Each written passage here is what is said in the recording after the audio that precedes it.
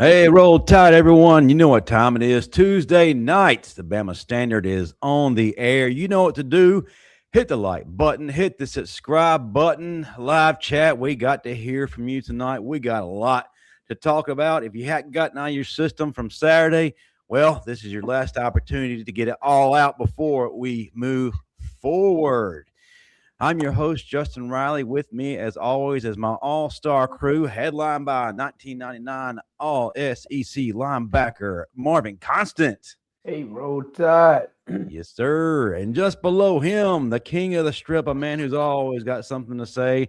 He's a very happy double agent right now. Both Alabama and his Ole Miss Rebels are in the playoffs, despite all the drama. Daniel Pettey. Let's go. Let's go. Hey, we bring the best in the business from Alabama here to give their opinions and to learn from. And we got one of the greatest ever, probably the greatest ever, one of the baddest dudes to ever tote the rock for the University of Alabama. Still holds many records. The only one who ever came close to touching those records is Derrick Henry, who is with the Ravens right now. Welcome back to the stage, part of our family, Bobby Humphrey. What's going on, Bobby? Roll Tide, what's up, guys? Roll tide. What's going on, sir? Man, it's great to be on the show again. Feel like it's been a long time since the last time I was on. Well, we tried to get you on last night, but you were being a social butterfly and going to mayor's conventions and all types of things around town. So I didn't want to get in the way of that. Hey, man, you got to realize I got a day job, man. I got to be out there promoting Brian Bank, pulling in operating accounts, checking accounts, Hey, doing what I need to do, man. Whether it's the mayor's office, governor's office, your office, or the home office. Let me borrow $2, Mr. Humphrey. You got it, brother. Check is in the mail. Hey, if anyone in the chat needs a loan, home equity loan, anything like that, go ahead and put it in the chat and we'll get a direct link sent to Bobby so he can go ahead and get the application going on. So, man, I love it, baby. I love it. Hey, we give back to the Bama family, brother. Only if it comes with a John Elway signature on it. I'm going to bring that up every time you're here, Bobby. Every time. Yep. Because I'm now 3 degrees from John Elway. I'm talking to the guy that took the ball from John Elway, the greatest football quarterback to ever walk. I wouldn't disagree with that. There you go. Well, guys, we had a game this past weekend. Didn't quite turn out the way we wanted, and we're still trying to get out of our mind, but I don't think we can quite put it to bed until we get the recap according to Marvin Constant, which a lot of people are here today to get the lowdown from, but also from Bobby Humphrey.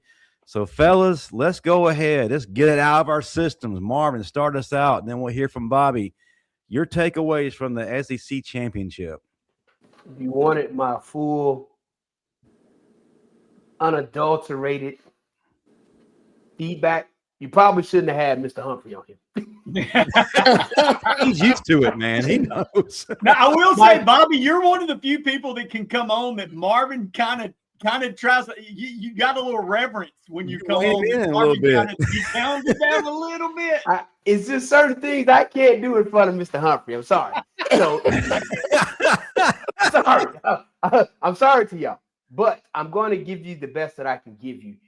I've been saying it, and I've been saying it, and I've been saying it. I'm glad that we have Mr. Humphrey on. I wish Zow was on because then I can really drive this point home.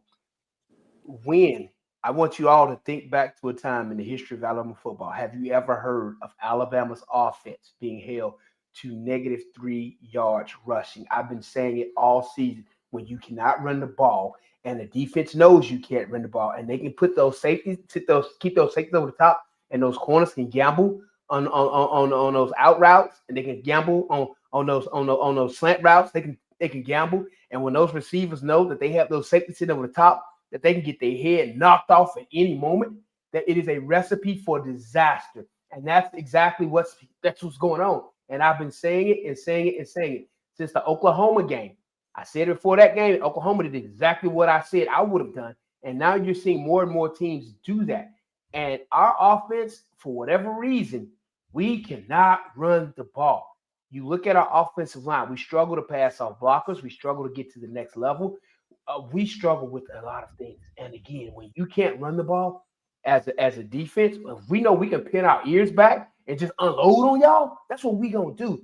And when you look at the individual contributors on that offensive line, it is horrible. The way Georgia vandalized, brutalized, murdered, straight up assaulted their asses. So they liked it. I mean, it was all bad. Justin, I'm going to go ahead and say this. Say it. I saw in your notes where you're talking about, is it time for Russell or is it time for the other kid, Matt? Hell no, because it don't matter who you put in there. They're going to be running for their damn life. If you can't run the football, you cannot run an offense. And even deeper into that, if you can't run the football, what are you doing in the playoffs? Thank you. What do you think's really about to happen here when we go to Norman and we can't run the ball? The first time we played them, they straight up abused us at home. Now we're going to their house. And again, they were the first ones to really expose this offense. You're about to see what this team is really made of. At some point, they got to decide if they really are the team that's supposed to be one of the two top rosters, composite rosters on paper. At the beginning of the season, they put this stat out, and they say that on paper, Alabama and Ohio State are the two best teams in college football, equally yoked. Bullshit. I'm calling it. Sorry, Mr. Humphrey. We're nowhere near Ohio State. The way they play and they compete, and if I hear one more comparison between Smith and Ron Williams, I'm going to come choke whoever giving that comparison. Smith is a gamer. That guy goes out there and ball. He catches passes that you see NFL-type receivers catch. We see Ryan Williams drop passes that we see middle school receivers catch. At some point, that kid has to lock in and focus, man. Listen, this ain't all fun and rainbows. It's football. And in the SEC, it's high-level football. At some point, this team has to wake up, man. It is deficient at every level. There's not one person that I can say outside of, what's his name? 42. I can't think of his name. Yonsei Johnson played. Yonsei tries to set the tone. But outside of him, who else do you see on this team, offensively or defensively, come out and set the tone? I know Bernard had been doing it in the past, but he's been hurt. So at what point does anyone else on this team decide this actually matters? It's definitely coaching malpractice with the roster that we have in place. And you talk about we can't run the ball. Well, is it can't or won't? We only let our running backs carry the ball for 7 carries combined this past Saturday. But Bobby, talk to us from a former player standpoint, from a former coach's standpoint. What were your takeaways from the SEC title game? Well, I didn't expect the game to be as lopsided as it was, but I didn't really think we had a really good shot of winning the game. From the standpoint, it is very difficult to beat Kirby Smart twice in the same year. So I knew it was going to be a really, really big challenge. I thought Kirby game planned really, really well. We struggled to run the ball like we have always struggled. But I was just a little bit surprised that we wasn't able to pass the ball a little bit better. But I think we may have went in the game thinking that we were going to run the ball and going to force to run the ball. And it took away from our scheming in terms of getting good matchup and creating one-on-ones in terms of passing the ball. We didn't have very good pass protection. We didn't have very good lanes to run in. We dropped a lot of passes. We weren't really focused, and I think Georgia was a little bit more prepared for the game because, we came in their place and beat them. And I sat back and I thought about it, and I was like, okay, at the beginning of the year, if I thought that we would split with Georgia, we had to play Georgia twice and we split with them, win one, lose one, would I be okay with that? And I would say, man, that's probably the way it is, because they got a good football team as well. Now, I didn't expect for us to play as bad as we did, and I think a lot of that has to do with Georgia, understanding that they just got smoked at their own house early in the year, and they weren't going to get it done again. And they seem to be well focused, well prepared. And I felt like we were probably maybe had the attitude that we beat them once, we can do it again. Just like I think Oklahoma's a pretty good football team. So they ranked number 8 in the country, and they play very well, play solid, good defense. I feel that we're going to be a lot more prepared for this game than we were for the Georgia game. So, I think we are where I wanted to be at the beginning of the year, and that was to be in the playoffs. I was hoping, at worst case scenario, we would get a home game because I want everybody to experience kind of like the playoff atmosphere. So we're gonna have to feel that actually in Norman, Oklahoma, rather than in Tuscaloosa, Alabama. But I think it's a new season, new start. I don't think you can go back and kind of paint the picture of what happened over the past 12, 14 weeks. We got to get some stuff done. We got to know what we need to game plan against, because right now is win or go home now. So we in the playoffs. That's where I was hoping we would be. And actually, we finished one spot above where I thought we would finish at the beginning of the year. I thought we would finish in the top 8 at the beginning of the year. 9, okay, that's okay. We just went off, but that's where I thought we would be at. So, I look at it as an NFL season now. The goal was to get to the playoffs. We there now? Yep. Now we got to see what we're going to do, how we got to put on our big boy bridges while we're going on the road, and we got to go on the road twice. So, but I thought the game was, we got it handed to us. We got beat up front, offensive line, defensive line, secondary didn't play as strong. We just didn't have one of our better outings. Mr. Humphrey, you are being too nice, because I'm going to tell you like this. You said we didn't play our best game. We got roughed up. No, we got ass beaten. On this show last week, I said this game will be decided between our O-line and Georgia's D-line, and that's where it was decided. If you look at our D-line versus their O-line, we were actually playing a decent game up until our punter with that slow internal clock. It's like, well, why does it take you so long to get the ball off? Until that happened, our defense was playing a decent game. We get the punt block, and that changes everything. As a punter, you have one job. You don't do nothing else in practice.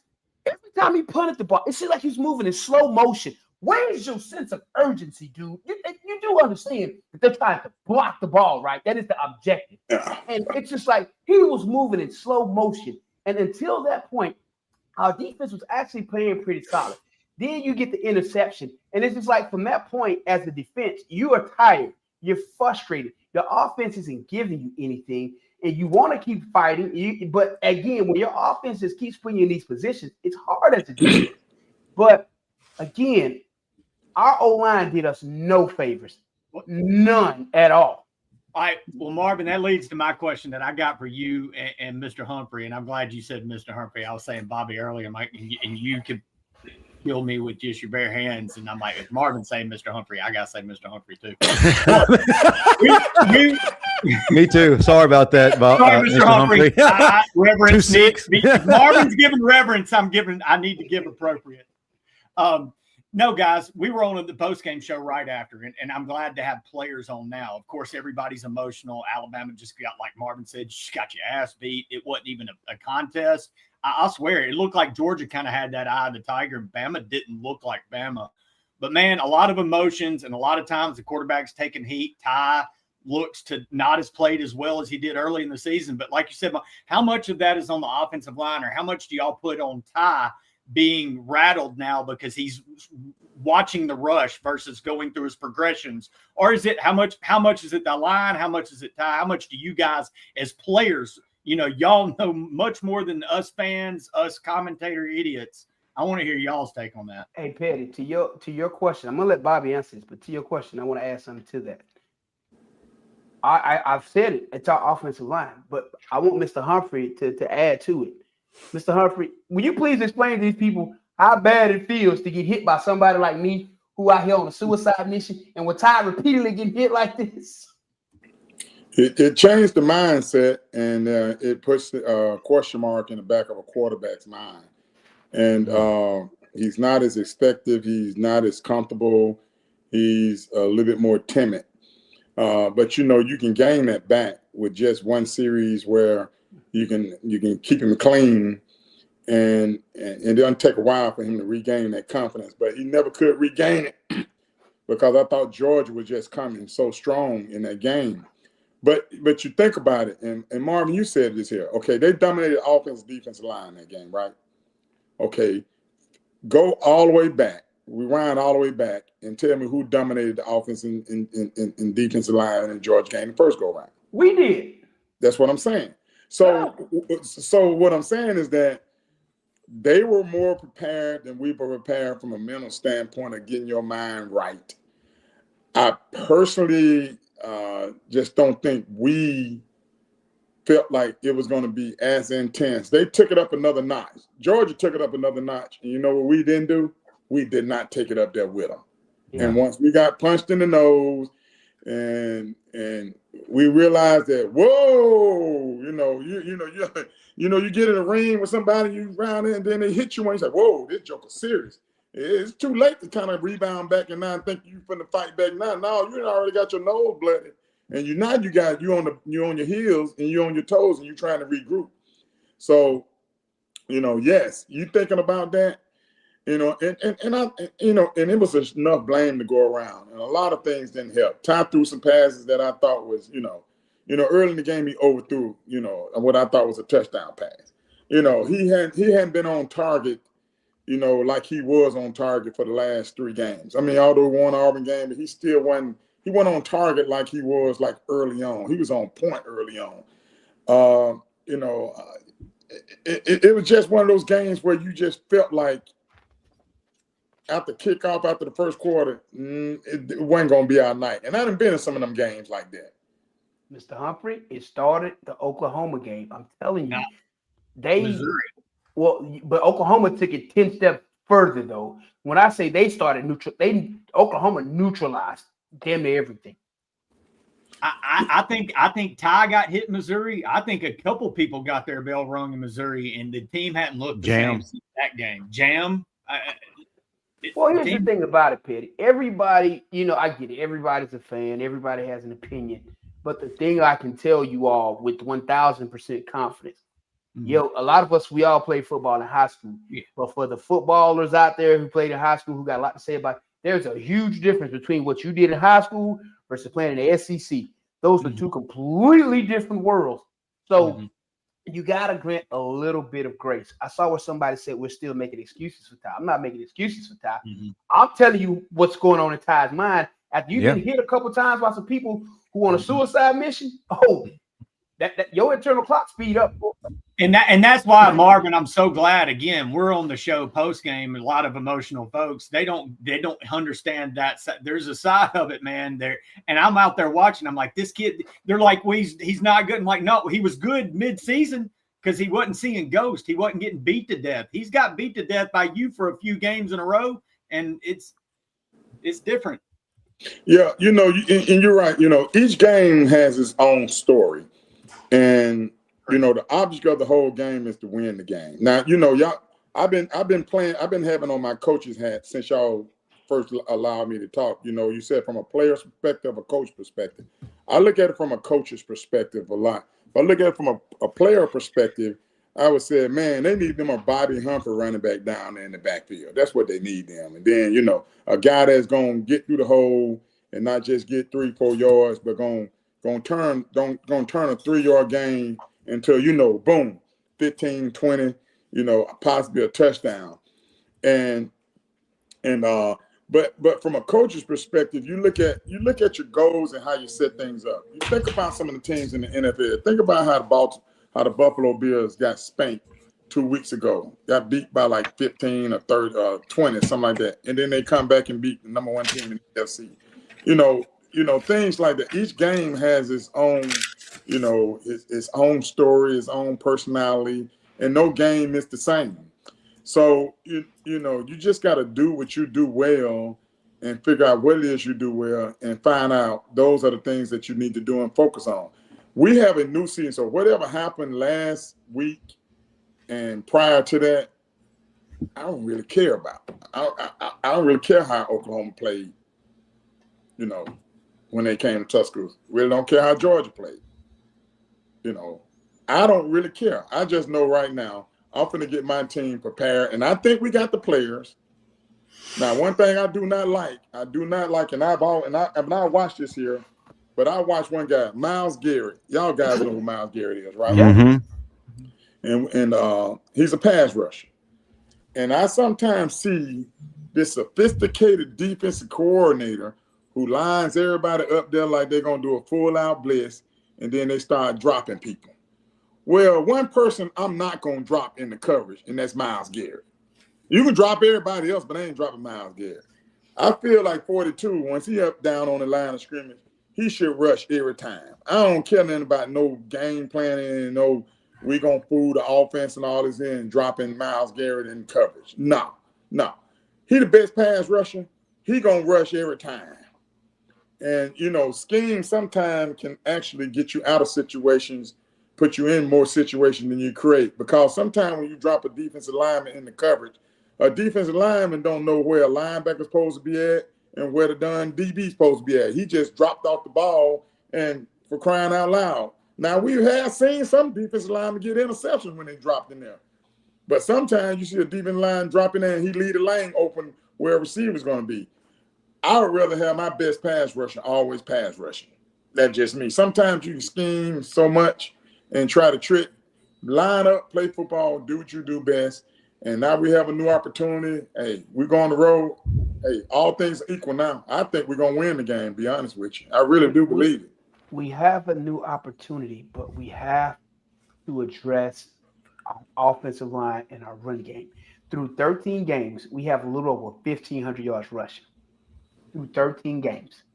So you're telling me, so through 13 games, no, I'm not telling you. I'm asking you this here. So what do you do? Well, here's where I would start. 13 games now. It's 13 games. So what do you do? Do you go out and still try to force the run now, or do you do what your team has done best to get you to this point? Me personally, I'm going to have to figure out who can play on my offensive line and what plays we can run to run the ball. Because if we really want to make a run in these playoffs, we have to be able to run the ball. If you can't run the ball with these teams that we're about to play, it's going to be some long days. So I'm going to look at some of my young guys. I'm going to take advantage of these 2 weeks.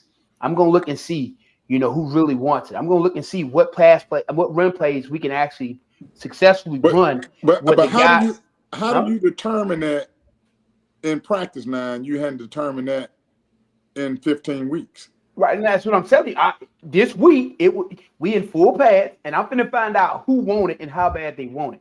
And I'm going to find out what we can and can't do. And if they don't want it, then get out of the way. Because here's the thing.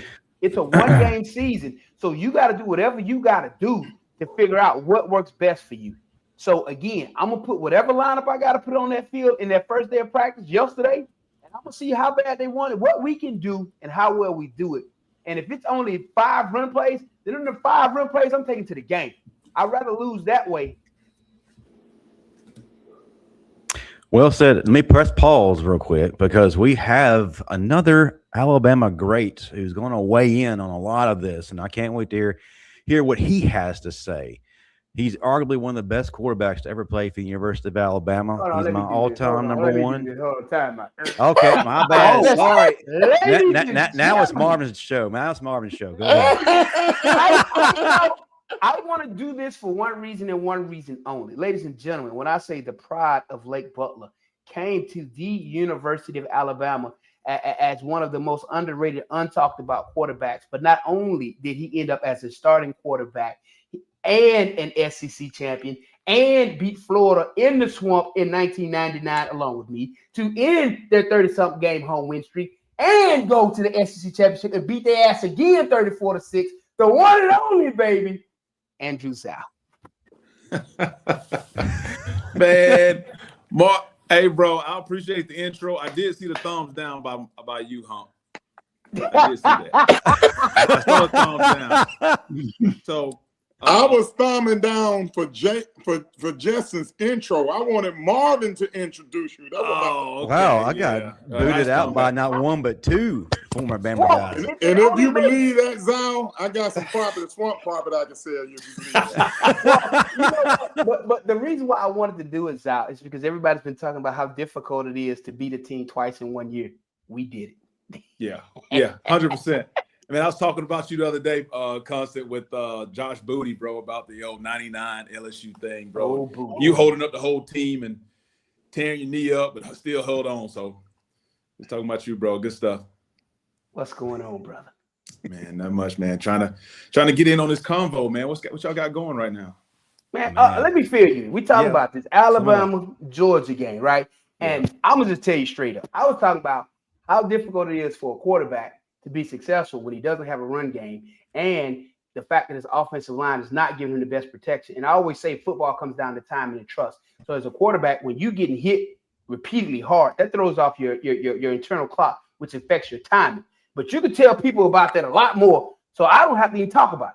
Yeah, this perfect timing for what we were talking about. Oh man, so give me if you're gonna talk about an offensive lineman, I sort of sometimes, I would never say anything to Chris Samuel, so it was pretty much let Chris do whatever Chris gonna do. But Chris never gave up anything either. Chris tell you he's gonna hold somebody, lock somebody down, he did it. But yeah, you're right. I mean, the timing does get thrown off if you're looking at the offensive line, if you're looking places you're not supposed to, your feet get in a little hurry, and it's about like Hump when I was with the Steel Dogs, man. He went and brought in a lot of defensive linemen trying to block for me, so my feet was already moving a whole lot. So he didn't bring anybody to help me. But quarterbacks, they start seeing the offensive line, seeing the defensive line and rushing. They're definitely going to do some things that they're not used to doing. Well, looking at Ty's performance and the way the offensive line has not been performing up to the standard, they struggle to pass blocks off. They struggle to get to the second level. So at being back there, if you're Ty back there playing behind the line that's struggling the way they're struggling, how does that affect your confidence in what you're doing? It does from a standpoint of, but I think as an older and coach, I'm thinking, okay, I got to move the pocket now. Okay, I got to get him out of the pocket. I've been saying that. Yeah, you got to move the pocket, or you got to give him a tight end, a back, staying in, chipping guys. But as a quarterback, you just got to take him on the chin, man. Stand in there, let the ball rip. And I couldn't watch the game. I was trying to pack and do some things, and I was frustrated. So I try not to watch. I watched a lot of it, but man, it was frustrating to watch. You didn't miss nothing. You'd have been better off packing. First of all, Andrew, I appreciate you jumping on, man. I know you're a busy man, but I greatly appreciate you hanging out with us. It's not very often, but when you do, man, it's always impactful.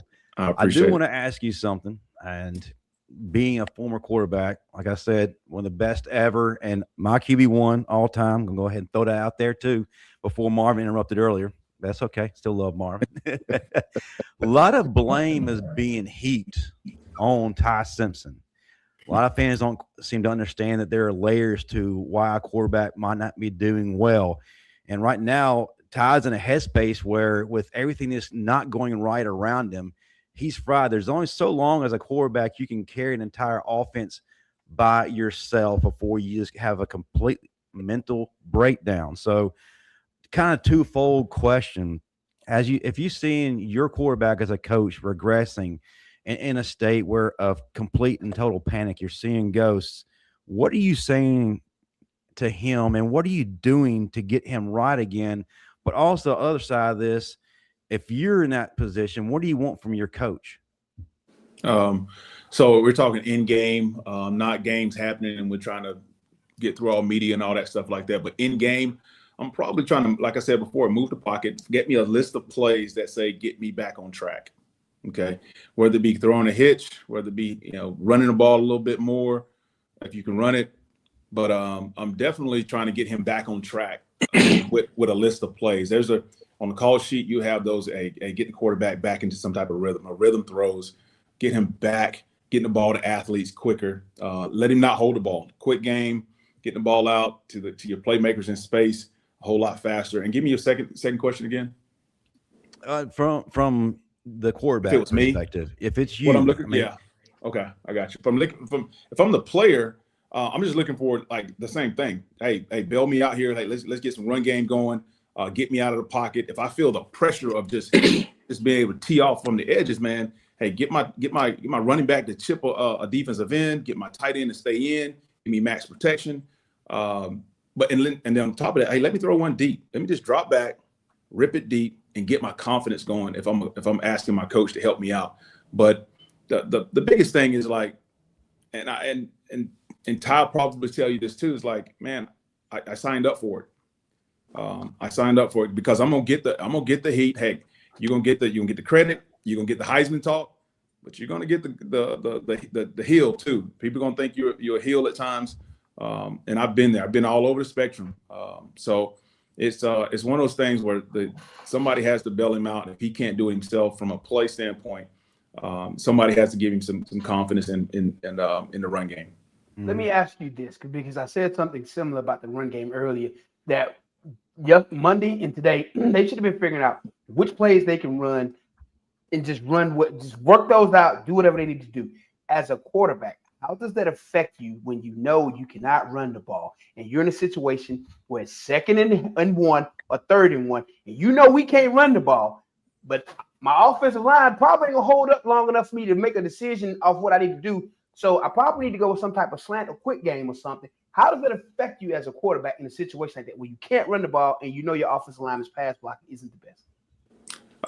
It affects you. It affects anything, the whole game. It affects everybody in the stadium, especially the coaches on the sideline. If you know you can't run the ball, Hump, you know, when you guys are running the ball, Hump, and you got a great run game going, your coach has your quarterback has some confidence because he know I can turn around, hand the ball off, and my running back's going to get something. Somebody else has to make a play.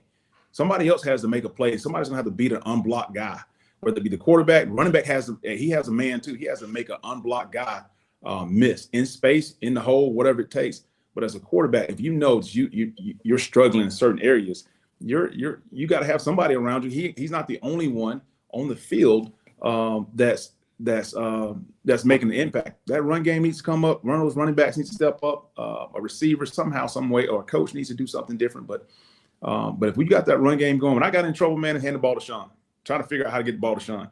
And I had, you got one of the greats right there in Bobby Humphrey. I got Bobby Humphrey in the backfield. Hey, let me toss it to him. Let me throw it to him. Let him take Wildcat. Let him take some of this heat because he can get it done athletically a little bit better than a quarterback would. So I'm trying to find ways to get the ball to my athletes. But as a quarterback, yeah, it is some problems, man, if you can't run the ball and the coach feels that same pressure. Yeah. What you think, huh? Yeah, I was just going back looking at like time of possession, how many rushing attempts we had versus passing attempts. I know we had a lot of negative yards, but a lot of that came on the sacks. Yeah, it wasn't tackle for losses in terms of the running backs. But you had Hill had 4 carries, Deere had 3, Ryan had 1, Brooks had 1. So and Ty had he had 6, but that was probably more of him probably scrambling around. So it wasn't very many run plays in the game. But yeah, when you can run the ball effectively, yes, that takes a lot of pressure off. But it's a combine of running and passing, especially in this day of time, because Georgia really played very physical at the line of scrimmage, and they loaded the box. Yeah. So now when somebody load the box, it's like Derek and Saquon Barkley. People are loading the box on them now. They're not getting as many yards as they had last year, right, because they're selling out saying, we're going to stop the running game, so we're going to force you all to pass. I thought Georgia did a really, really good job of that and making sure they dominate at the line of scrimmage, forcing Ty to pass. And I think they kind of felt that Ty had been struggling a little bit. And, over the past, because he just didn't struggle this past weekend. It was kind of like somebody said Missouri game. Yeah, I said Missouri was, man, there was a hit in the Missouri game, and he's been a little less accurate since. It looks like he's been seeing ghosts back there since that game to me. Yeah. I saw a few ghosts when Raynaud Thompson and Al Wilson hit me my freshman year.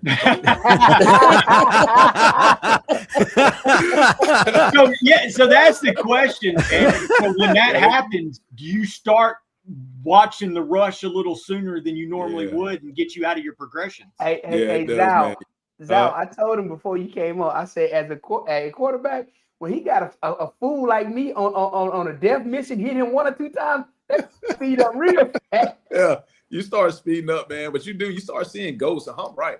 Man, it's tough. It's tough for a quarterback, man, and you have to really find ways to get him lathered up to. It may be him running the ball sometimes because it'd be some nerves about being the guy.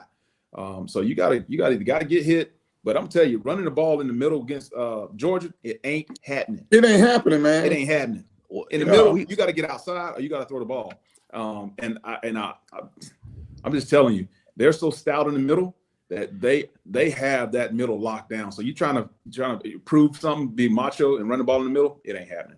Well, if your quarterback is starting to see ghosts, do you give him a series off, give someone else to get it, or do you just keep riding it till he gets it back? Well, hold on 1 second though, Pettey. I want Zow to keep talking about what he was just talking about. When he's talking about getting things on the edge and using screen passes and everything else, I want you to answer this stuff. Think about this.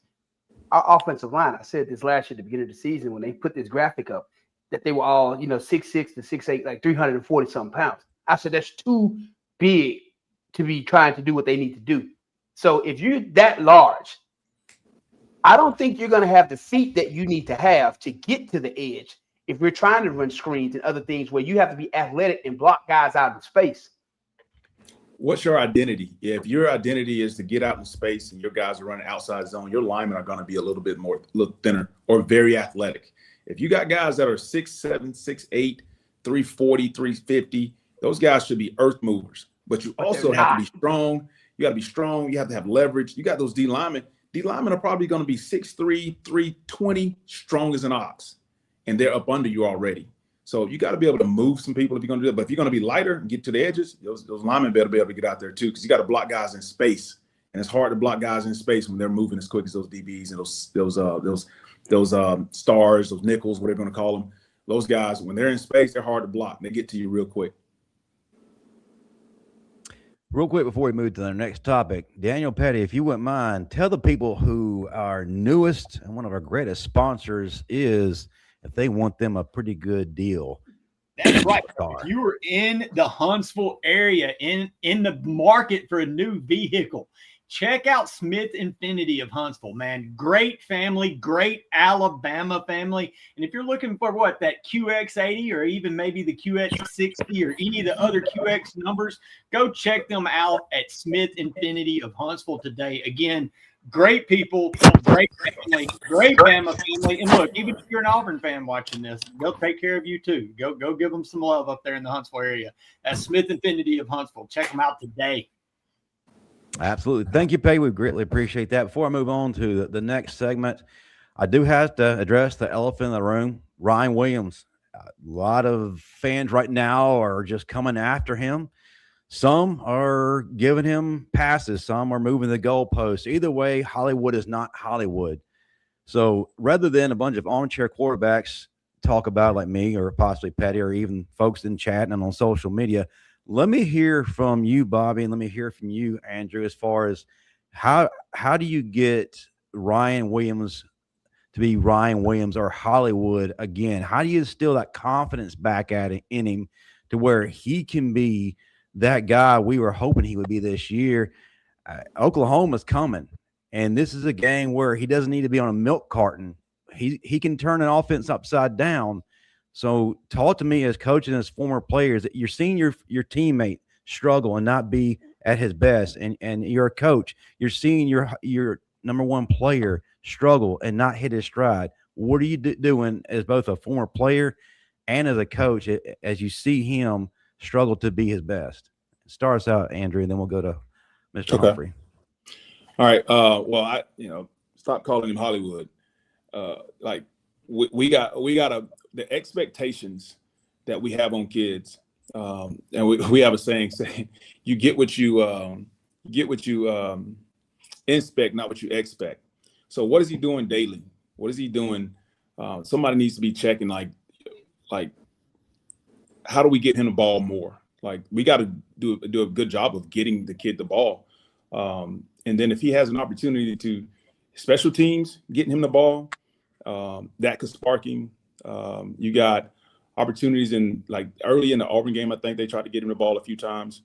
And then the pressure that are on these kids on a regular basis, you gotta think, like, they're kids, they're driving cars, they got money, they got all these other things, people, agents, cousins from fifth removed, who are after these kids, and then the expectations of them, we want them to be Bobby Humphrey every day. We want them to be that superstar every day, and it's hard. And we don't understand that as adults. These still are kids. So it's hard to continue to do it. But I think how you get a kid like him back on track, just get him the ball in space. Just get him the ball. I don't care how you do it. Backfield, screens, quick, let him throw it deep, let him go up and make plays. He's a baller. He hasn't changed. He's got to get his confidence back. And how do you get confidence back? Just give me the ball. Let me run and be me. Well said. All right, Bobby. Microphone's on you. I agree 100%. Just got to give him the ball. Make sure you get him in the game, get him involved early so he can stay focused. One thing you can do with the Alabama receiver room is pretty stacked. And, I can remember when I played for the Dolphins, and believe it or not, I played with the Mark brothers, Tony Martin, Mark Clayton, Mark Duper, Tony Martin, Keith Jackson. And although I led the team in reception, but it wasn't because I was a great route runner. I just had a quarterback who hate getting hit, and I caught more check downs than anybody can catch in the history of football. Oh yeah. Dan Marino was not gonna get hit, buddy. Nah, it ain't happening. So only thing I do is just check block and check down, and if Dan Marino got some pressure, I was gonna get the ball. I had 54 receptions and led the team in reception that year I played for the Dolphins. Smart man. But the thing we have is Ryan Williams got to understand that he's got to come to play every game too. And I know he had so much success, unbelievable success as his, he probably went from not dropping any passes his freshman year to dropping passes his sophomore year. Well, let's grant it now. We had a couple of drops in the Baltimore Ravens game on Sunday that could have helped us win the game. So he ain't gonna play no perfect game, and we can't hold him to a standard where he can't have a drop. Right. He's 18 and he's still maturing, but I agree with Zow. You got to get him the ball, but he's got to understand the severity of what the game means to him. Got to give him the ball early, get him in the play, because but if you're Ty Simpson, you're thinking like, crap, man, I put that dead in your hand. Do I throw to you the next time? Or do I throw to Bernard? Or do I throw to, you kind of like Dan Marino. If you drop the pass in the game, you might not get one, the rest of the game. It's just that way. He has so many good receivers. And the guys on my team knew that. Mark Clay, Mark Duper, they knew that they better not drop no pass. Keith Jackson, you better not drop one because he might throw it to Hunt, or he might throw it to Duper, or he might throw it to Martin. But I think with your question, I think what you got to do is you kind of have to understand that a coach got to be in his ear, continue to help him kind of navigate through the process if he was to have a drop, but you got to get him the ball. You got to keep a guy like that high. Yeah. So why don't they do like y'all used to do, Zow, with Freddie Millen sometimes, with a little jet sweep and some other things to get him involved in the game early and, let him, feel that, and just, that comfort level. So why don't they take that approach? That's a better question, because usually never knows jet sweeps. It's usually Jeremy Bernard that's doing it. Yeah, I think it's there. I think early, I want to say when I was watching the game, they did try to get him the ball, try to get him involved early. But sometimes you got all these spread teams. You got so many guys that you feel like you got to get them the ball, and sometimes we out coach ourselves. Football is still blocking, tackling, running, and sometimes we try to come up with so many ways to get the ball down the field, so many ways to move the ball. hey, get first downs. You get enough first downs, you'll be down in the scoring area. You'll be in red zone. You can score touchdowns. You can score field goals. But it's moving the ball but getting that guy involved. And he's scary now, and people know that. So if people know that he's scary, and he scares those guys on the back end, because if he lines up in a slot, he lines up out wide. Say he lines up in the backfield. Now it's like, where's Waldo? And people are worried about where he is. But you got other guys on the field too that can play ball. But if he's one of your top 2 receivers, those top 2 receivers are playing. I'm a max protect if I want to throw it deep, and I'm finding ways to get those guys the ball, man. And on top of that, hey, the number 4, the big tailback, what was his last name again? Daniel Hill. Nobody's trying to get in front of him. Like, turn around here and I got a ball and get downhill, put him a fullback in front of him. Hey, line 45 over there up in front of him, and let 45 carry the rock or block for him.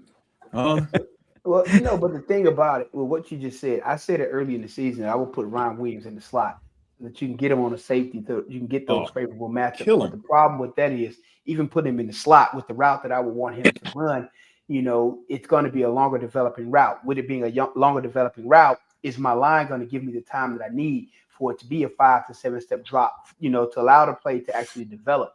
That's been one of the biggest issues, not giving him the time for the plays to develop, because, if it's a 5 or 7 step drop, he's usually at step 3 or step 4 when he's getting hit. Yeah, 21 personnel with 2 tight ends, or 22 personnel with 2, and having those guys out, 21 personnel, putting him in the slot and having him work a dog on safety, but max protect. Yeah, I got a tight end and a back end, or I got 2 tight ends in and a back end. But if I want to attack you and I still got a strong run game with that set, Bama got some bodies to move people and to be in the way at least, and then have you got Bernard and Williams to attack people downfield, and 2-man concepts. I just think it's a no-brainer, man. But I'm getting those guys the ball in space or deep. It makes sense with what you're saying, but when you look at the fact that they only have 1,500 yards rushing on the season. Yeah, you mentioned deep too. That's how much does he not? I almost question, does he not fit in this version of the offense? And Marvin, you're kind of touching on it. You're talking about moving him inside. I don't know if he's physical enough to play on the inside. And you got Bernard. Oh, he doesn't have to be physical. But what made him great last year? His biggest plays were all the big go routes where Milroe was throwing it 70 yards and they were burning. I don't know that Ty has the arm to do that, or that the time. About how much does that take him out of this offense, not being able to hit the big. Well, it's the time more than anything, because again, that's why I would put him in the slot so that he could run those deep balls. Hopefully getting that one-on-one matchup with the safety, but they just take more time to develop. And with the lack of time, that's to me the biggest hurdle here. Just they don't have time to develop. I thought last year, Ryan, you're talking about 2 different type of quarterbacks. He caught a lot of 50-50 balls last year. You got to grant it that I don't know if Ty throws. I don't know if he throw that many 50-50 balls. Ryan Williams caught a lot of 50-50 balls. That touchdown against Georgia. The one he had 2 guys on, and he caught that one. The question would be, I'm talking about last year now. Yeah, but the question would be, why don't you throw him then? I would say. Yeah, I don't know why we throw him. Whoa. It could be the quarterback that's. Time out. He had a 50-50 ball this past Saturday against Georgia in the end zone and didn't catch it. He dropped it. Yeah. I thought he was open. No, it was a 50-50 ball and just in his hands, dropped it. I got another question. We kind of started on it a little bit earlier. Pettey, we addressed it a little bit Saturday, kind of impromptu. Of course, every fan thinks the guy behind the guy is obviously going to outplay him. Bama fans are just begging for Austin Mack or even Keelan Russell to come in against Oklahoma. I don't know if that's such a good idea against Kip Lewis, Owen Heineke, Kobe McKenzie. So, guys, let's put this to bed, especially Andrew Zow and Bobby Humphrey. You started saying that looked like bobblehead night here at the Bama Standard. Everybody was doing this. Please let me have this. Please let me start it out, Marvin. Then we'll go to Pettey. Then we'll go down to Andrew. Andrew to Bobby. No. I don't have an answer, but I'm going to give it to Andrew. Andrew Zow. Yes. In 1998, when we were playing Florida, and John David Phillips, he dropped back. He's patting that damn ball. And he's not looking at Mike Peterson coming off the edge to put his spine outside of his body and never play football again after the trainers picked him up off the field and you had to go out there. What the hell was going through your mind? First of all, I saw JD get hit, and they said, "Zow, no." So no, you don't want to go. he's like, hell no. I don't want no parts of this. No, Hey, where's my helmet? Where's my helmet? Hold on. Also at linebacker for the University of Florida was Devon Kearse. Yeah, exactly. No, I'm not. No, I'm not trying to go. I don't forgot the daggum question, but I ain't trying to go out there. But I went out there, man. I did my best, and I don't want to go down that road, man, because I did something stupid at the end. So yeah. Bad. Give me the question again, man. Well, it's essentially the fans, because Ty is going through this great turmoil, which every quarterback goes through something similar to this. I mean, you've done it at times, and you found your way out of the hole. But we're in a drive-through approach generation. We got to have Heisman playing ability immediately. We need Ty back in that number one spot again as far as playing ability. It's just not happening right now. So everybody thinks the obvious reason is to put the backup in, or not just the backup, the five-star freshman that balled out in high school. We're going to Norman, Oklahoma, the best defense in the country, who ranks in the top 10 in pretty much every metric. Kip Lewis, Owen Heineke, all those guys, they destroyed us last time. What happens if you put one of those guys in a situation like that? They're not ready. Go ahead. Well, am I on this one?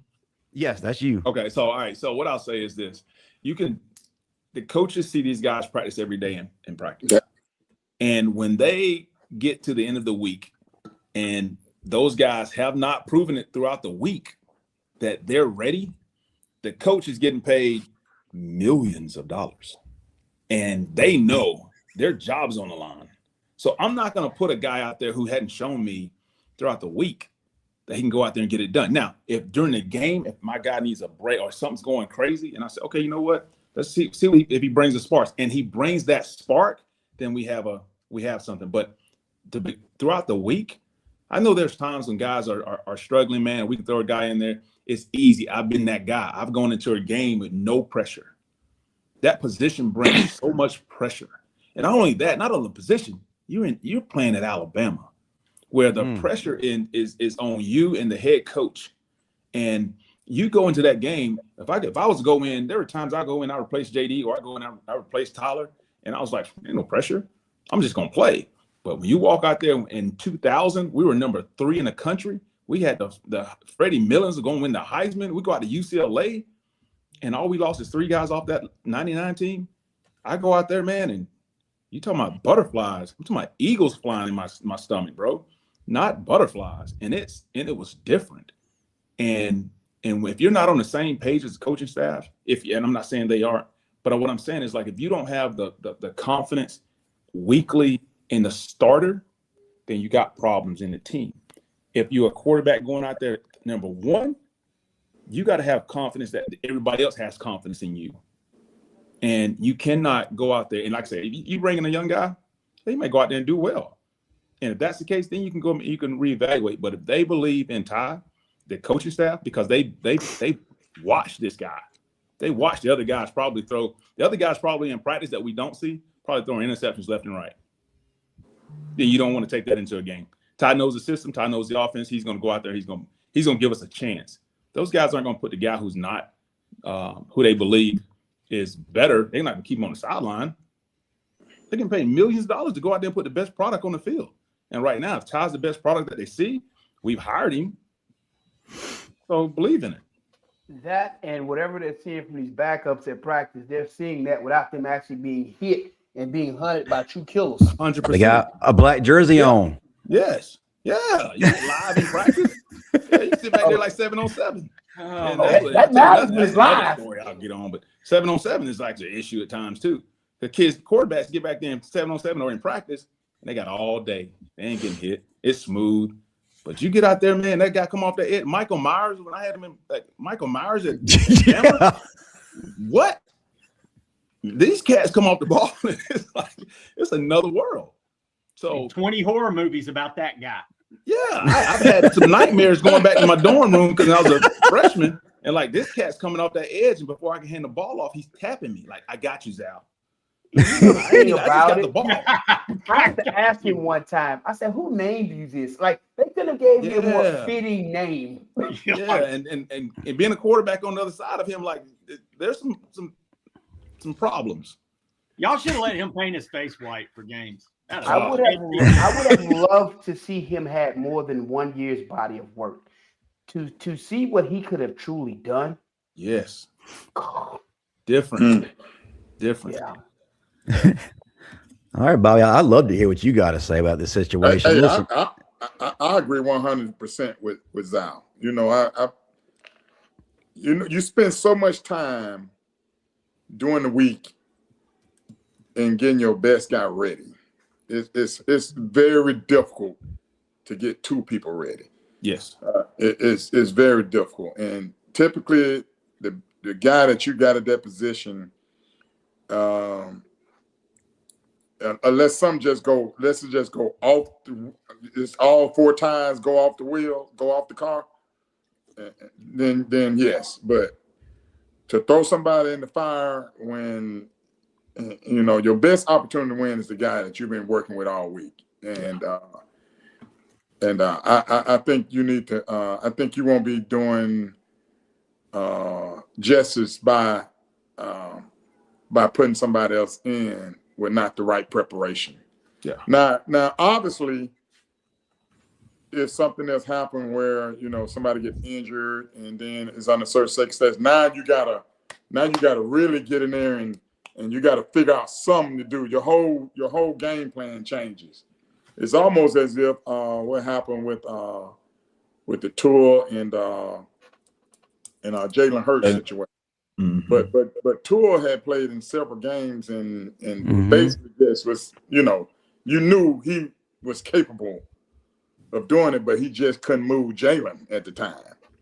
You follow what I'm saying?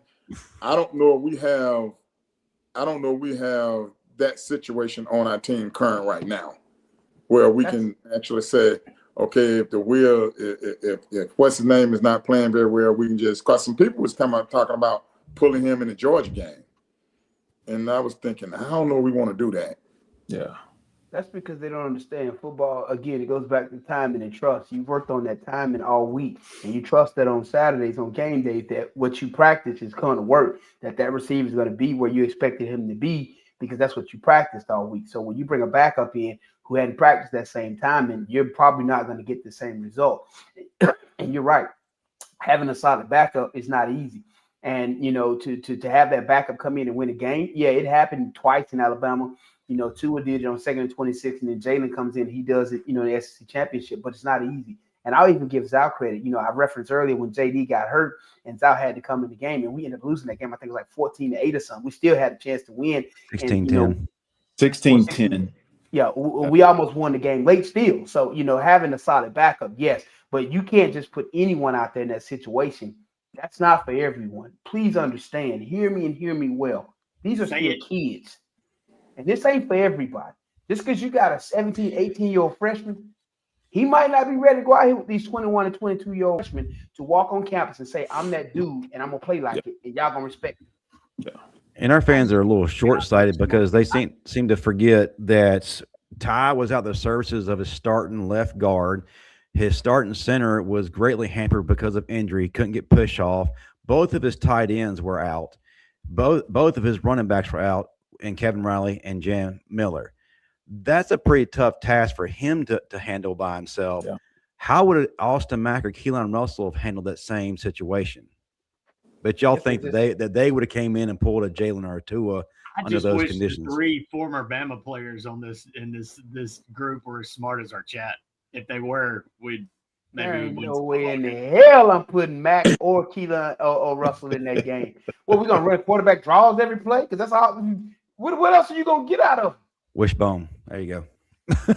Now, and I don't want your listeners to think we don't know talent when we see it. Both those kids, both Austin and Keelan, are very talented kids. Now that ain't not a question. Ready.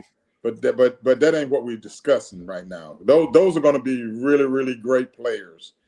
They've shown that they've shown signs that they can be good players. But you got to keep in mind now, they came in the game when the game was already determined. So there's not that level of intensity and pressure on them when you come in the game when the game has kind of already been decided. But they showed enough signs that they're going to be really, really good players. Mr. Humphrey, in the words of my good friend Gerald Dixon, they don't have enough time on task.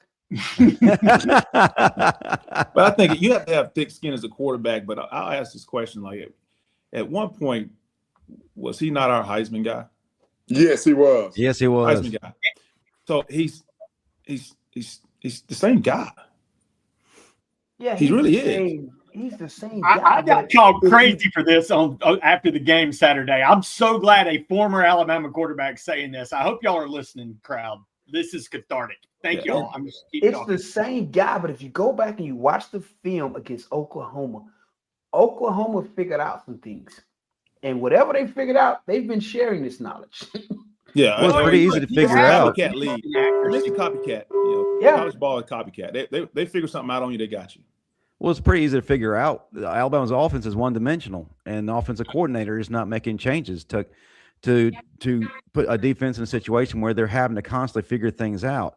They know what we're doing, and it hadn't changed. And unless I'm proven otherwise, they won't change. So, and the blueprint's been laid. So the question is, are the coaches going to do something to change everything? I can't wait for this first round playoff game. You said something earlier, Mr. Humphrey, that got my attention about that. And this is what I want to address with you three guys. And that's the one thing I think people miss about this program in general. And it's kind of what I'm interested at, the story that this team writes in Alabama football lore. Like, Alabama can look one way sometimes, but they are that program that has that mindset that I've heard from all three of you guys tonight, that we're freaking Alabama at the end of the day. If anybody can whitewash what happened Saturday, it's this program. And like y'all said, the guys are in that locker room. They've shown it this year. There was a 4-game run where they were the best freaking team in college football this year. That happened. I'm very interested. Like you said, you've got weeks to get back in that locker room, look yourself in the eye, become that Kalen DeBoer that was slapping the goalpost coming out. I'm interested to see if they take on the mentality I hear from you three. I've never got to be on the show with Andrew, but with you two guys I have. And it's just, I'm interested because that is what makes this Crimson stuff special. Me personally, I'm having the most physical practices possible. Yesterday, today, Wednesday, 3 days. I'm going at it. Then I'm going to start scaling it back on Thursday and start my game prep on Saturday, Sunday. But I'm going to have me 3 physical days where I'm going to find out who really wanted. I'm going to find out who really committed to this. I'm going to find out who really going to go out here and give their brothers what we need to get the job done. That will be me. Who do we have an idea who all is going to be back for that playoff? Yes, game? Jam going to be back. Jam will be back. Cuevas will possibly be back. Cam Dewberry will be back. Daniel Lewis Jr. will be back. Pretty much everyone on the offense will be back. Now, LT Overton still remains to be seen, but for the most part, those guys will be back healthy. But even with that, close to it, still have not ran the ball. That's why I'm saying, man. Some of my younger guys, some guys who haven't played this season, I get it. As a coach, you know who your best players are, but I'm giving some guys some shots to prove me wrong. I'm giving some guys a chance to say I belong on the field. I'm going to have me a 3-day camp to where I find out who really won it. I think one thing, too, you got to be careful of, though, Marv, is like if I'm having that type of physical practice, if I'm already beat up, I mean, what happens in practice, these guys, you know how it is. You beat each other up, and then all of a sudden you get to you're like, coaches aren't trying to beat each other up at this point. Now, you've had how many games? 12, 13 games of the season? These guys have basically, been in battles. So you just got to be careful when you want to have physical practices. But I will say this. Somebody got to step up and play ball. And I'm going to tell you this. If guys are back and healthy, watch this be a different game. I hope watch it's for it to be a bit different different game. I mean, because I think they're hearing the noise. The players are hearing the noise. Coaches are hearing it, and they're going to come back with a different mindset. Because a lot of times it's not just about X's and O's. It's a mindset. It's a mindset of who, as a quarterback, it's a mindset. It's up front. You got to come off the ball. So is Alabama's offense capable of being better versus Oklahoma? That's the question at hand. Yeah, and that's what I was getting to. Yeah, I think they are. They're very capable. They're very capable. I do too. I agree. 100%. They've run the ball before. They've been able to throw it deep before. Now they know like the pressure. It's burn the ships, and now you got to know like there's no going back. Like some of you seniors, this is it. Some of you guys will never play ball again. So it's like now we'll find out who they are, and if they're not, hey man, we go to the offseason and get ready to do it again. It's a game, and what happens is as fans or as former players, we get wrapped up and thinking, man, we live for that moment, live for it as fans and former players. But in the moment, those players, you know how it was. You guys know how it was. At that time, who cares more than we do when you're out there playing? Fans don't. They don't care as much as we do. So when we're out there, we're playing for each other. And if they find that playing for each other mindset, they'll do well. I don't know about that. Fans care more as we do now. We got some fans. No. I said we. No, but I'm just No. You're right. There are some fans. There are some fans who do care a whole lot more. But when it comes down to like blood, sweat, and tears, man, we put it on the field now. We are talking about the Alabama fan base. Take it to another level. Yeah, the fans breaks and windows, surge and Bama and Alabama. Yeah, breaks and windows, burning trees. Oh man! Hey, before we answer some of these questions from the audience, Marvin, tell folks what they need to have when they go over to Norman. I hope we gonna need these. I know we didn't need them last week, so you might still have yours. But if you don't, visit whitwillsports.com. Enter the promo code the Bama Standard for your 10% off discount. Make sure you have your title towel, baby. As we visit Norman, we gonna take over. Listen, make sure you have the title towel. I have a strong feeling after hearing Mr. Humphrey speak and my good brother Andrew Zow that with what we got coming back, that we're going to have these title towels in the air, flying fast and furious. Yes, sir. Get Marvin, it today, you a wild boy. I like you, man. I forgot how funny you were. Come back. Come back, you'll see a lot more of it, and you'll be reminded of every day in the locker room.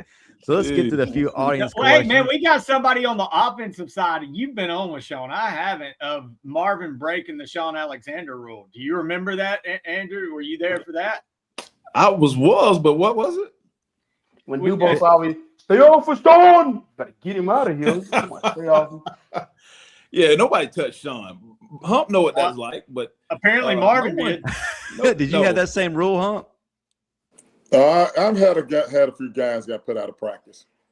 But look, but you got to think Marvin was different.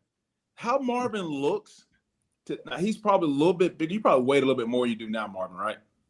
Oh, I was about 25 pounds heavier then. All right, so when Marvin came, Marvin was he a local kid, Central. But when Marvin came to school, Marvin looked like a grown man, and nobody really messed with Marvin. He walked like he was a bully. He moved like a bully, and if you hit Sean, like who's gonna really say something to Marvin though? Like who's gonna really? Sean ain't gonna say anything to him. It might be a coach. I can't imagine anybody hitting Sean in practice because if you touch me, you was going to the locker room. What year was that? Hey, what year? Wait a second. Did you tell that to Biscuit? No. That was not. No. When Biscuit was there, the Cornelius Bennett gets mentioned. He got to tee off on you. Cornelius Bennett got put out of practice one practice.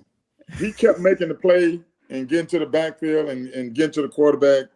Coach Perkins said, Bennett, get out of there. We can't get nothing done because of you. He put him over on the sideline. You know what? I saw you hesitate though, Hump. I saw you go, what? But then you had Derek Thomas to deal with. Yeah, but when the Hump got to his sophomore year and the Hump was a Heisman Trophy candidate, you did not touch the Hump.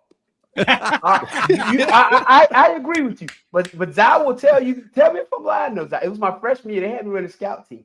Yeah. And I would just shut practice down. And you would hear Coach Neil Callaway over there, God damn it, run what's on the card. I know what's on the card.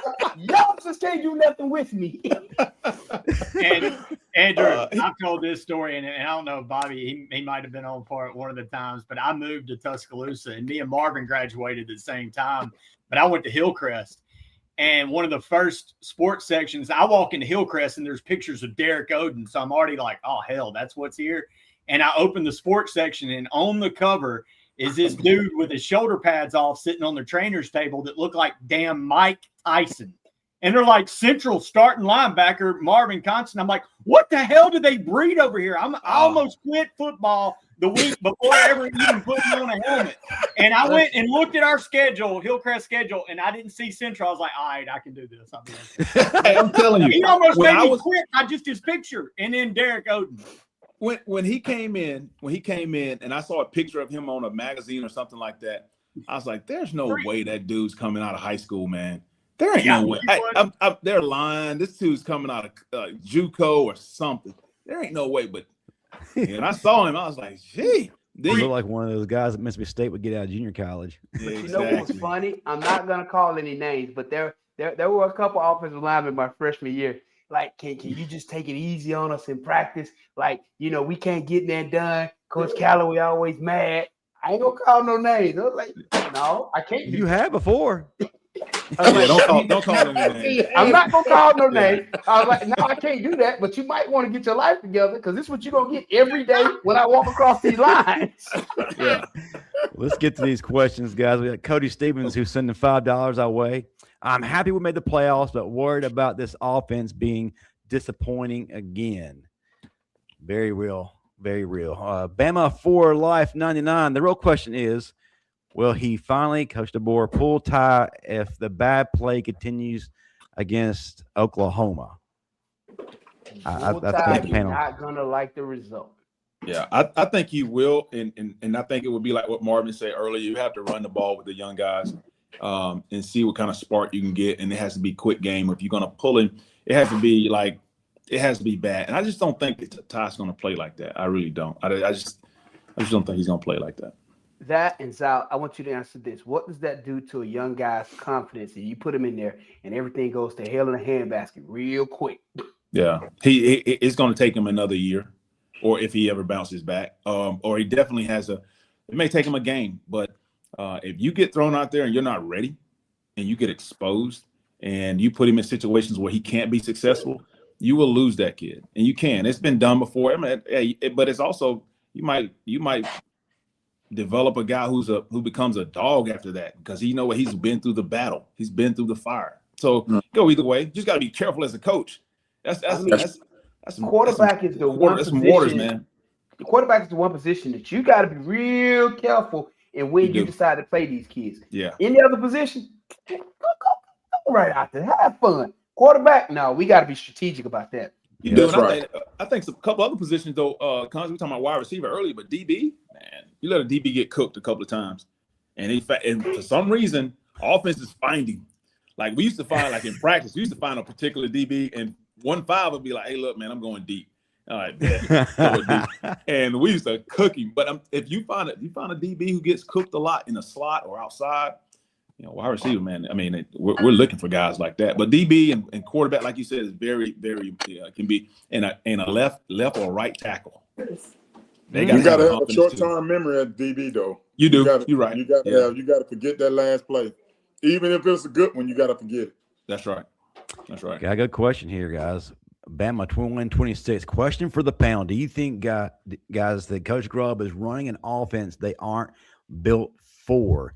I hear it time and time again, Coach DeBoer and Ryan Grubb don't have their players yet, but I've always been told the coach, you scheme to fit the players, not force the players to fit the scheme. What do you think? I mean, at one point in time, the offense was clicking so well, we had the number one offense in the country. So, He also had a just, Heisman you guy know, too, you got to realize that you can't play at the same level throughout an entire season, especially going through the SEC. It's kind of hard. You look at Texas A&M. They, you know, that last game, although Texas A&M schedule, SEC schedule wasn't as tough as some others, but that last game, they looked like they had never played football in their life.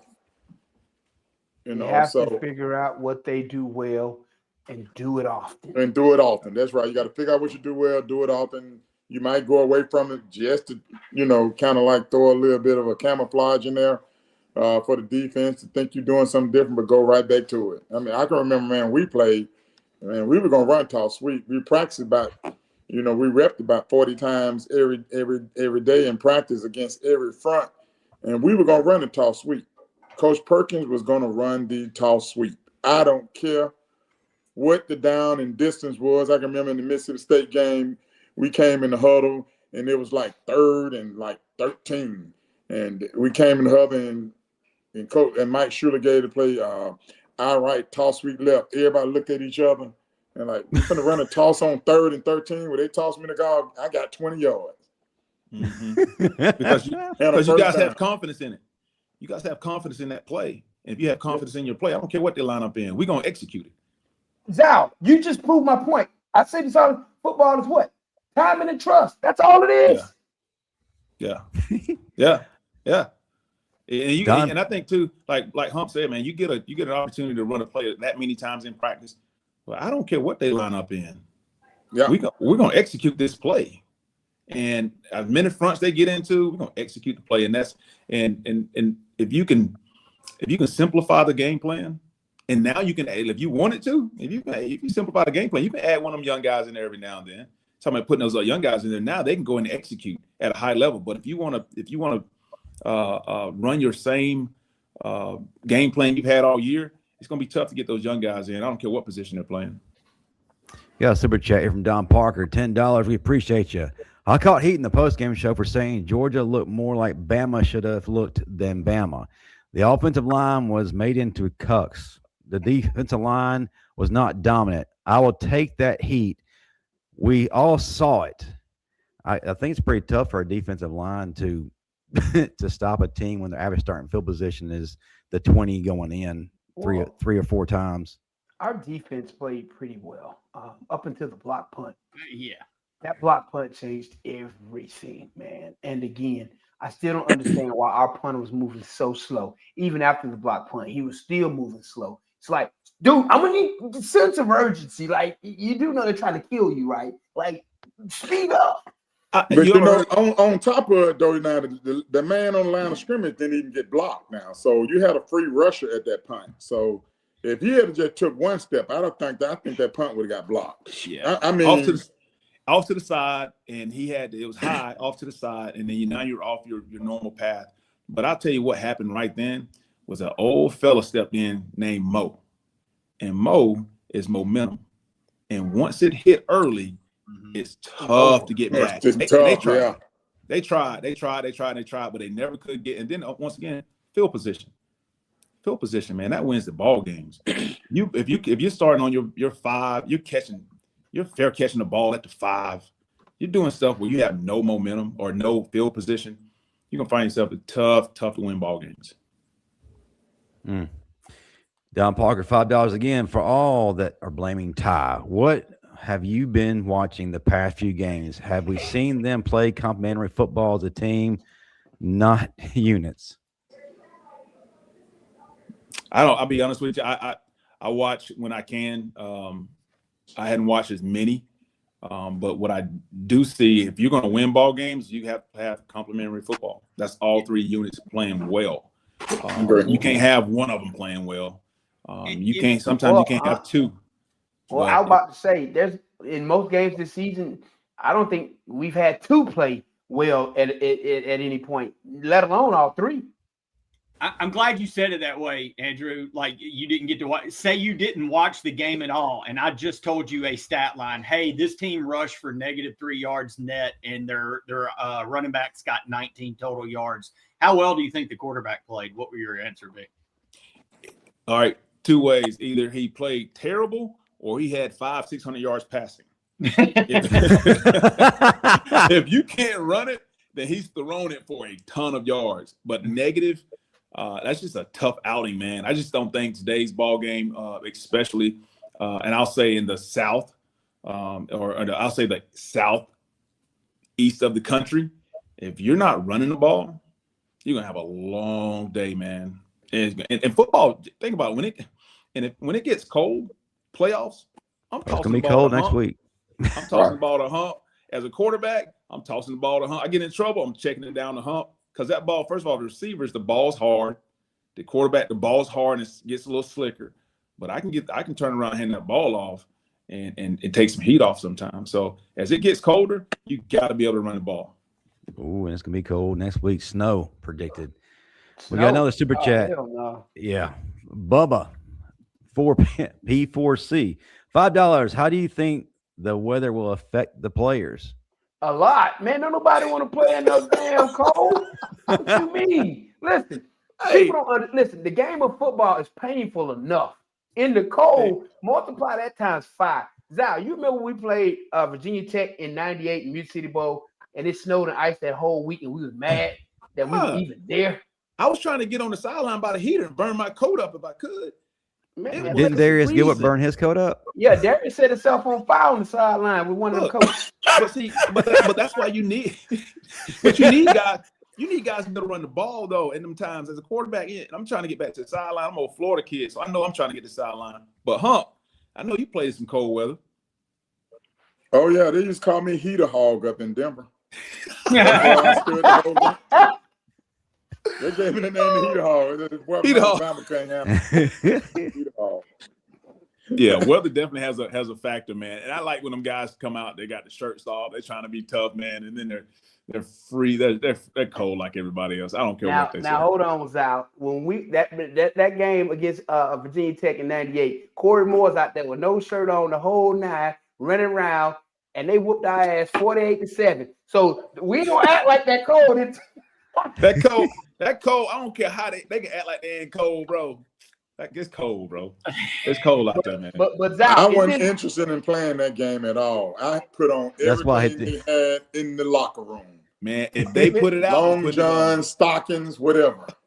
Man, hey, Mr. Humphrey, you talking about people out there with hoodies on, the shoulder pad looking like they're in Little League, the whole. When I say we had no desire to be, we all wanted to go home, and that 48-7 score reflects it. Yeah, I tell them now. They say, "Hey, Zow, man, you soft, man. When you put on all that stuff, you can call me soft. Don't call me cold." Yeah, that's it. That's always, man, you just answered it for me, Bobby. You always see these NFL teams like, all these teams from Green Bay, they're just used to the cold. I'm like, half these dudes are from damn Florida. No, they're not. They want no parts in it. Hey, D. Baker, $4.99. Thank you, brother. I think something is wrong with Ty. Maybe he is injured or something. Why not put all the good receivers out there at one time and let it rip? That's what they was doing with Jeremy Bernard, Horton, Ryan. I think those are the good receivers. I mean, yeah, I think someone said earlier that Ty did take a shot at one point during the year, and it might be. I might like. So there are guys that will play hurt, and there's guys that they try to play when they're injured. I remember going to the Bama practice years and years ago, and we get ready to play LSU in that second bout with them in the national championship. And I saw guys walking around with ice bags and boots. And I said, there ain't no way we win that game. That when the ball kicked off that second time we played LSU on the Natty that year, it wasn't even close. And those guys that I saw were walking with ice bags and boots on, those guys were playing. So, yeah, he could be hurt and it could be affecting him. But, you hope, whatever magic they got going on down there, man, whoever that magician is, walk by and bless them boys somehow. Hey, Zah, them boys weren't playing. Them boys played. When I tell you 21-0 over LSU, LSU didn't even cross the 50-yard line in the second half. I think they crossed the 50-yard line twice the entire game. It wasn't close. I'm telling you. And I thought everybody was hurt. And I was thinking, man, they're going to beat us. Shoot. Get out there, man. Them boys play different. So hopefully, if he is banged up, hopefully, you give him a couple of days, a week or so to heal up. As much time as they can get and heal up, they'll be fine. One last super chat from Don Parker again. Physical practice? Heck, DeBoer got big worm passing out the bluebell. He's scared of physicality, in my opinion. But same issues, different season. Oh man. They had an ice cream truck during camp. No, and man. I said, there ain't no way in hell as a coach I would have an ice cream truck at my practice. That is the complete opposite of what I'm trying to get done. Ice cream truck. Jeez. I mean, we had 3 days when I was at Bama, man. You remember we were Wait a minute, y'all did 3 days? Oh, time. Did we do 3 days? What? I thought 3 days was done after I left them down. Okay. Them boys wasn't wrapped too tight. He tried to recreate the Junction Boys with us. Okay. Yeah. We were ranked number. I remember we were ranked number 3 in the country, and we went out to UCLA. That camp that year, brutal. Boys, I mean, as a quarterback, and we don't run that much, I was gassed, no legs. Yeah, we did 3 days back in the day, bro. Wow. Yeah. Damn. I think we may have been one of the last groups to do it, though. Yeah. The last to survive. Yeah, that's starting to become illegal. Marvin's ice cream issues. Ice cream is a little much, man. Ice cream is a little much. I know they may hand out some popsicles for like for rehydration and stuff like that during practice and have your breaks, but man, ice cream. I mean, no. I don't know. Was it true? Was it Bluebell? Maybe. If it was Bluebell, is it gonna make a difference? Yeah, I'm saying like Bluebell. I'm like butter pecan. I'm down for some Bluebell. I'm down. Absolutely. I know. When I was you saying if it was a Briar's truck, you wouldn't have let it in the parking lot? Nah. But when I was in Silicaca, we used to go down and they had Bluebell factory down there, man. And shoot, go by and get you a scoop every now and then. Marvin is from the west side in Tuscaloosa. If that old school ice cream truck showed up with the 37 different popsicles, he would have been all over it. He out there standing with his dollar in his pocket. Yeah, with his waving it. Hold on. Which ice cream? Hold on. Getting ice cream as a kid in the summer heat is one thing. During 3 days, camp, when we here to do a job, I'm gonna need you to keep that as far away from me as possible. Because we need to stay focused on the mission, and the ice cream truck ain't part of the mission. I'm sorry. I don't know for sure. If you got them WWF popsicles, you'd be. It ain't part of the mission. I'm asking a question though. Like seriously, was it true? Like ice cream at practice? Yes. Last year. Was it Bluebell? I'm trying to figure out. And then trying to figure out what's wrong with having ice cream after practice. Yeah, it is. After? Because Marvin's worried, then they all got trophies. It was after is good. After is good. Oh, here's one question, guys, before we start to wrap on it your up. own time. SEC Pro Fan 19, do you think Sean Alexander would have the same success in this modern football era? Now, I'm going to say something. I don't know if Zow or Mr. Humphrey is going to agree with me. Uh-oh. I feel like Sean would have been a third down back in today's football era, because if you look at a lot of situations where we needed some physical running, Sean wasn't really going to give you that brutal physicality that you would want from a first and second down running back. His style is more finesse. He was more finesse, but his size said physicality. But he wasn't giving you no physicality. No, but what I'm saying, he said, would it fit today's game? What offense? Because there are different games. But here's the thing, though. We would dot that out with Sean, and Sean will make, like, Sean's vision and his ability to, like, fall forward. Now, I'm not going to take – I'm not saying, like, he was a bruiser. But what I'm saying is, like, I'll say we dot that out with Big Dustin in front of him and McClintock, and he's coming downhill. But Zow, offense, how many people still use? How many people still use fullbacks, though, Zow? Huh? How many people still use a fullback? Well, that's what I'm saying. There's only 2 teams in the NFL that still have a fullback on their roster. Oh, today's NFL or today's college game? Either or. Nobody uses a fullback, period. College and pros different. I think the pros are trying to get some of the college stuff that they're doing, but the pros still run the ball. I know, and like you think about, talk about up at the Baltimore, they still run the ball. And I'm thinking, like, how many times, and I'll say, how many times you see Derrick Henry be really, really physical downhill. He's hard to tackle, and he's a physical runner. But you're asking Sean, you saying like Sean, I think I'm not comparing the two. I'm saying like Sean was definitely one of the guys who I think who could play in this era, but what offense? Because you got a guy who like Lamar Jackson who can take some heat off of him too. Like he could still play it, I do believe, but it's what offense? The college game? Because college game is more finesse. College game is like think about when Saban first came back to college ball when he hit Bama. It was physical, downhill. Nobody wants to tackle. Nobody wants to tackle. Nobody wants to tackle Derrick Henry on that second and third level. But I just don't. We talk about Sean Alexander. I think he's a different back. But can he play in this era? I still think what offense? I disagree, Marvin. I think he'd be a 1 and 2 down back. But where I am going to spin this, I think there's a man on this panel tonight that would fit this era even better than he did that last one. You talk about Dan Marino using you as a back to just. Oh yeah, heater hog, the heater hog, baby. Mr. Humphrey, I believe you would have done things in this era of football with your ability to catch where you don't come off the field at all. Where I think Sean would have been a more 1-2 like Derek is right now. Derek comes off the field on third down. Yeah, you've been Jahmyr Gibbs type. You're more Jahmyr than those two guys are. Triple H. I just want to agree with you. You know time when you see it, brother. That's all. Let me tell you. Heater hog Humphrey, Triple H, baby. That's it. Hey, Don Parker, $2. DeBoer set up the candy lady too. Come on, guys, man. Hold on. I want to revisit something though. So what y'all was just talking about with Sean, and probably wouldn't make him a third down back either, because then he got to block and he got to catch. Now you do realize we probably should have won a national championship in 1999, but we lose to Tennessee because somebody drops a pass from you. It should have been a touchdown. Alligator armed it. I've said that for years, and everybody has forgotten about that play. I'm like, if Sean puts his arms up in the middle of the field, it's a touchdown. Oh, boy. And it changes the game. The alligator armed it. Yeah. Hey, I'm going to defend Sean. He's not on this show to defend himself. Wait, didn't he turn on his ankle on that play? Mr. Humphrey, I love him, and it's no knock on him. I'm just saying, had he caught that ball, it changes everything in our season. Instead of just SEC champs, we're probably national champions that year.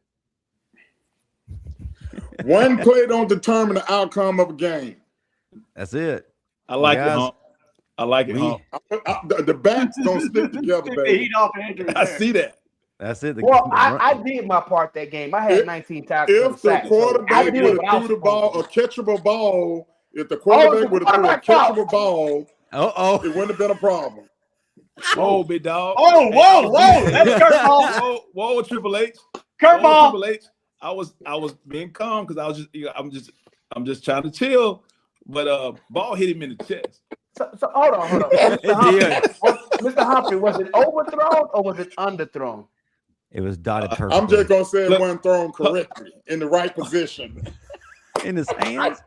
I also want everybody to know in this team sport, Marvin just wanted to point out, like, I did my part and had 19 tackles. Oh, 19 tackles. Yeah. All y'all blew the shit, but I had 19 tackles. Yeah. And the sack. Don't forget my sack. Yeah. So Andrew, every time he tells that story, the stats go up.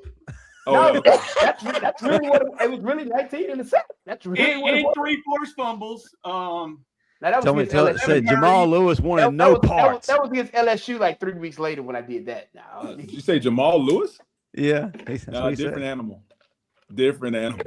Oh, yeah. According to Marvin, he got that work. Him and Travis. Oh, they different animals now. Oh yeah, him and Travis Henry, different animal, man. Well, guys, we have gone way over time, so we need to hurry up and get out of here. But before we do that, first of all, thank you to everyone in the audience for being a part of our show tonight. Thank you for the super chats, the comments, and everything that you've been doing for us all season long. Before we get out, let's go around the room. You people tell the fans how they can find you on social media. Start us out, Marvin, then over to Daniel Pettey, Bobby Humphrey, and Andrew Zow. You can find me on Instagram, Constant45. You can find me on X, Constant451. Easy to find.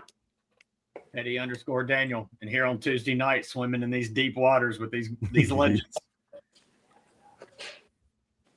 Is it me? It's up to Bobby Humphrey. Okay. It's me? Triple H. All right, then. You can find me at Brian Bank. Hello? Or you can Hey, go ahead. 26, baby. Brian Bank. Hey, I'm just gonna go get a loan. Service. I need a loan from you, Hump. Man, I already gave Constance one. I mean, I gave him one earlier at the beginning of the show. Well, no. If you all do home loans in the state of Georgia, I'm actually gonna need one soon. So I'm definitely going to reach out to you. I don't know if you're operating. You guys can find me, man. I'm not on a whole lot of social media, but you can find me at Andrew Zow _Zow. But I don't do a whole lot on there. But you can find me there. Zow, so what you need, man? You need to borrow about $2 million? I don't need a loan. I need a blessing. I need a blessing. Loans you got to pay back, baby. I need a blessing. I know you got it. Yeah, I see you dancing. You got it. We'll loan it to you. The cool thing about us is you don't have to pay it all back at one time, though. No balloon payment. I said blessing. Blessing. Here's a blessing is something you need a blessing.